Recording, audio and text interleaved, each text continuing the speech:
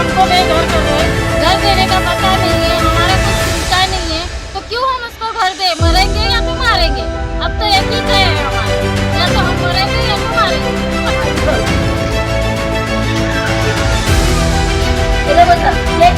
देख चालू है और हम लोग घर में रहेंगे। अगर इनको चेक मिल गया है, इनके ऊपर अभी तक कार्रवाई नहीं हुई, मगर आप लोग कुछ भी नहीं मिला, आप लोग पे कार्रवाई हो गई।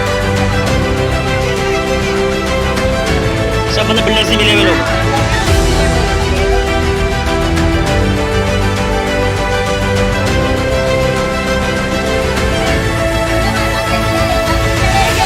ये दो दुकान चालू दुकान उन लोगों ने तोड़ दिया। हाँ, क्या करने का इन लोगों ने? हाँ, ये दुकान तो हम लोग का घर चलाया है। हाँ, क्या करेंगे इन लोग?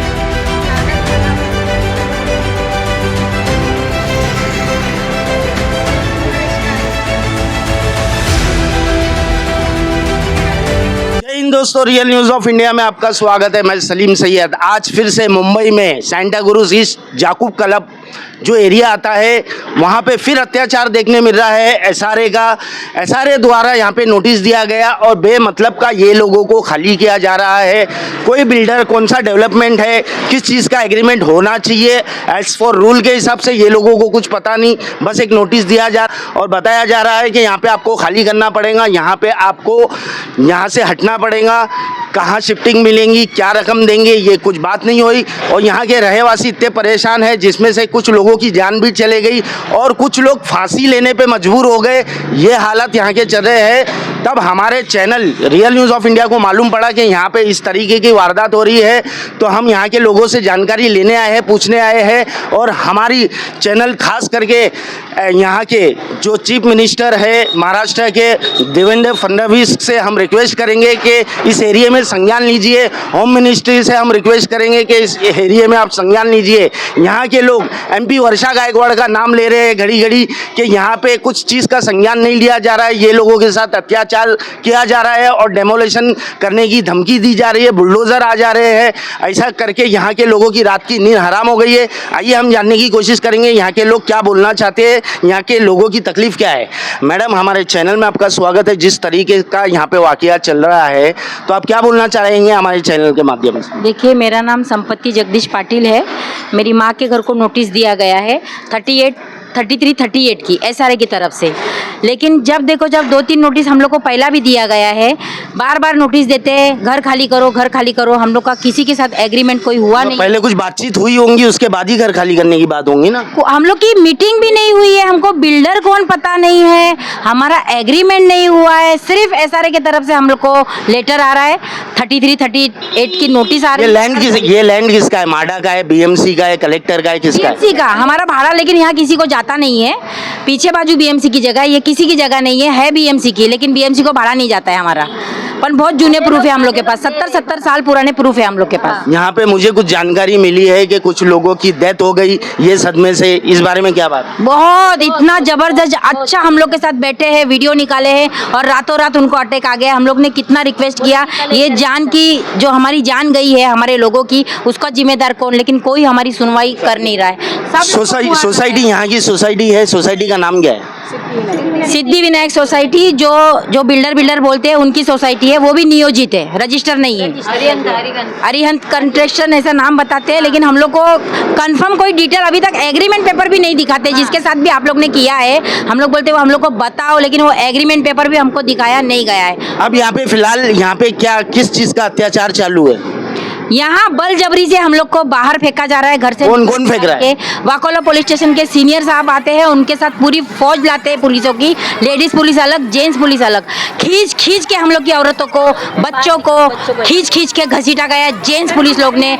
उनको लगा है, जख्म हुई है। वाकोला पुलिस स्टेशन में हम लोग गुहार लगा रहे हैं, खांडेकर सर हमारा सीनियर वाकोला पुलिस स्टेशन का, हमारा कोई सुनवाई नहीं कर रहा है। कल इतना हाथ जोड़ के रिक्वेस्ट किए, सर ऑर्डर कॉपी बताइए, ऑर्डर आया है, कोर्ट का आदेश आया है खाली करने का, डेमोनेशन का, कॉपी बताइए। ना लंबात्रे मैडम बताइए SRA की, ना मिटकर सर बताए हैं, ना कोई दूसरा कौन माया पुलिस वाले खांडेकर सर, कोई हम लोग को कॉपी नहीं बता रहा है। बस आप मुझे ये बताइए कि जब ये कार्रवाई चालू होने से पहले आपको कोई नोटिस दिया गया होगा, कोई इंटीमेशन दिया होगा, इस बारे में बताइए। SRA के तरफ से वो 38, 33 की नोटिस आती है ना, वही हमारे हाथ में देते। तो आपने SRA में जाके कांटेक्ट किए? SRA में हमारे कितने माया बता, SRA में जा जाके लंबात्रे मैडम है, लंबात्रे मैडम से भी हम लोग मिले थे, लेकिन वो बोलती है हम लोग को कार्रवाई का ऑर्डर आया, हम लोग करेंगे। हमारा जबकि कोर्ट में केस चालू है, आज भी हमारी हियरिंग है, 75 कुछ नंबर चालू है, उस दिन भी नंबर चालू था, हम लोग को स्टे का ऑर्डर मिला, लेकिन ऑर्डर कॉपी देने में जो कारकुन वगैरह रहते उन्होंने दिया नहीं। हमारी इसमें 5 लोगों की जान गई है सर।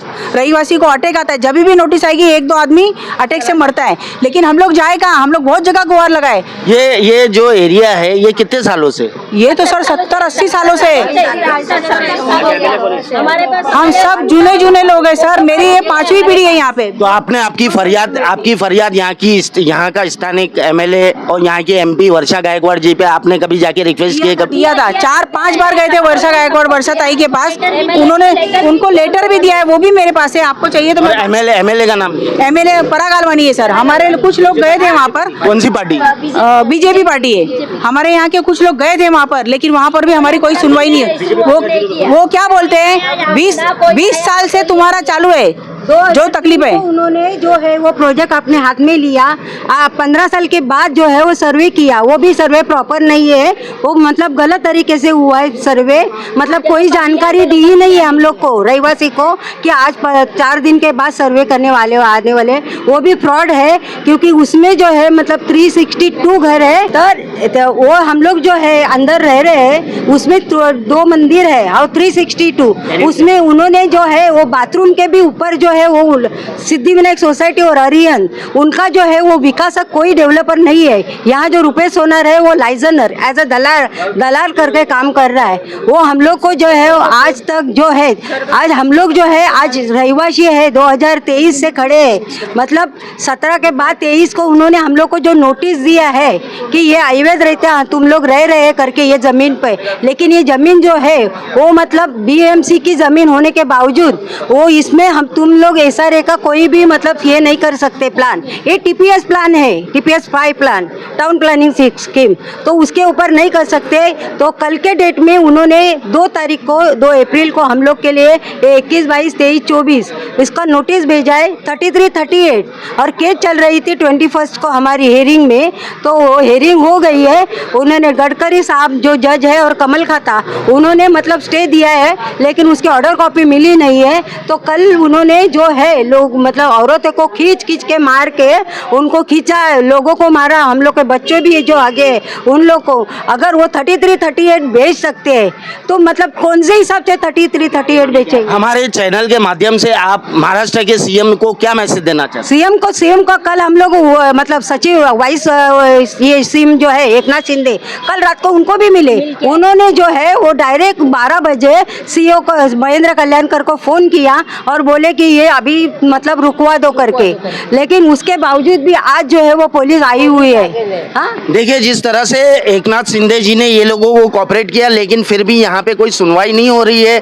आइए और पूछताछ करते हैं। क्या बोलना चाहेंगे मैडम, आज जिस तरीके का यहाँ पे माहौल चल रहा ना, तो उस बारे में क्या बोलेंगे? हम लोग यही बोलते हैं, हमको इस मुसीबत से हटा दो, हमको घर के बदले में घर दो, हमको ये पैसा की से 2 लाख लेके घर खाली करे के, हम भी 8 पेशेंट है, हम 8 पेशेंट है हम। हाँ, कभी हमको लेटर भेजता है सामने, कभी हम जान जा सकते हैं। जब भी 5-6 तारीख में ये तोड़ा, हम चक्कर रख के घर में जाके रह गया। हाँ, ऐसे हालत है, हमको इस मुसीबत ने बचा दो, हमको घर के बदले में घर दो, हमको दूसरा कुछ भी नहीं चाहिए। सब ना पहले भी मेरा घर जब भी 38, 33 की नोटिस भेजा और मेरी दुकान तोड़ा, मेरे को है ब्रेन ट्यूमर है और मैं ब्रेन ट्यूमर रख के भी मेरी आँख दिखती नहीं है। उस दिन मेरा MRI का था, तो मैंने बोली भी देखो मेरा MRI की तारीख है, मेरे को जाने का है, तो भी उन लोग ने नहीं माने और वो मेरा दुकान तोड़ दिए थे। और मेरी रोटी रोजी, मेरा कोई नहीं, मैं अकेली रहती हूँ और मेरा ये सब कुछ दुकान मेरी रोटी रोजी के। अभी 6 महीना रिया, 7वें महीने में कैसा भी मैंने ऐसा बनाई सादा और चालू करी। अभी 1 महीना भी नहीं हुआ, ये लोग ने वापस से नोटिस दिए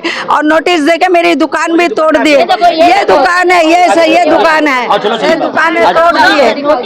और ये दुकान कमर में मार लग गया, घुटना फूट गया, मेरे चलने भी नहीं हो रहे ला। तुम देखो मेरे को, देखिए किस तरह से यहाँ पे डेमोलिशन किया गया है।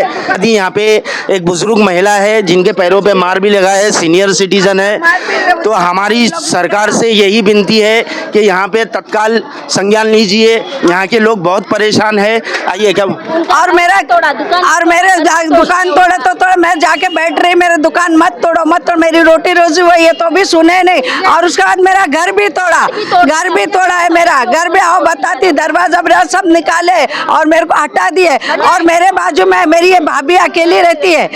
हाँ, मेरा आप हमारे चैनल के माध्यम से सीएम देवेंद्र फडणवीस और होम मिनिस्ट्री एकनाथ शिंदे और अजीत दादा पवार से क्या रिक्वेस्ट करें? हम यही चाहते हैं कि हमारे को इन लोग सही तरीके से काम करे और कौन सा बिल्डर है, कौन सा क्या है, वो हमारे सामने आवे, हमको रीगली काम करे। और कौन सा बिल्डर हमारे को दिखना तो चाहिए। और आता है आर्यन कंस्ट्रक्शन के नाम से, लेकिन कौन आर्यन है, क्या है, कभी दिखाई नहीं। वो आवे और बाकायदा हमको सर्वे करे, बाकायदा पात्र करे और बाकायदा पैसा भी दे और हमको लिख के दे के घर के बदले घर, दुकान मेरी रोटी रोजी के बदले रोटी रोजी मिल जाएगी तो हम लोग राजी है। और मेरे बाद इधर मेरी भाभी का एक घर है और वो बेवा है, लेकिन उसके बावजूद उसका तो नोटिस भी नहीं आई थी, फिर भी उसका भी तोड़े वो लोग ने। देखिए किस तरह से यहाँ पे एसआरए का अत्याचार देखने मिल रहा है। यहाँ की जो जनता है वो बेबस हो चुकी है।